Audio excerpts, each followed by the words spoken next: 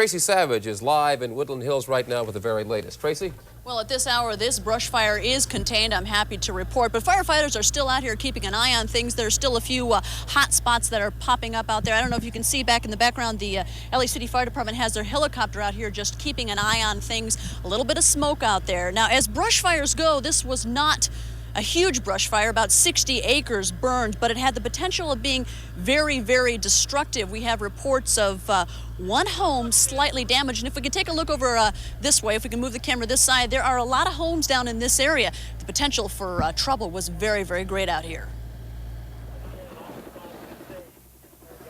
15-mile-per-hour winds fanned this brush fire, pushing it along the steep slopes of these hills. Firefighters aren't sure how it started, but they knew it could do a lot of damage. Expensive homes sit all along the ridge.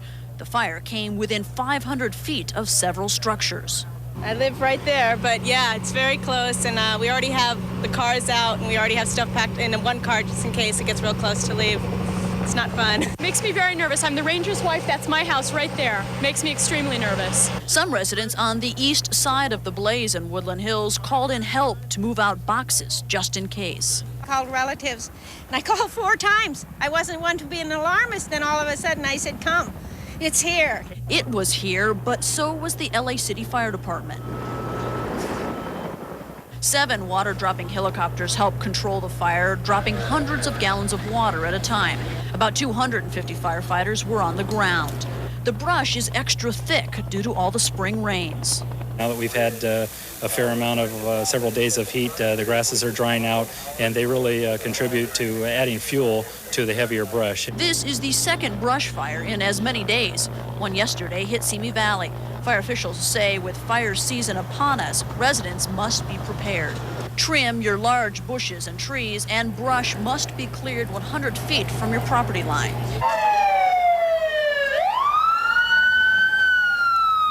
Also, when fire hits the hills, residents are asked to give firefighters room to work.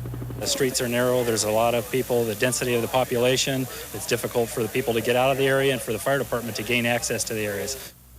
But fortunately, this time firefighters were able to get up into this area and knock this fire down. And again, as I said earlier, only one house suffered slight damage and no one was injured. But fire officials have a warning. Fire season is just now hitting us. So everyone really, we all need to be prepared.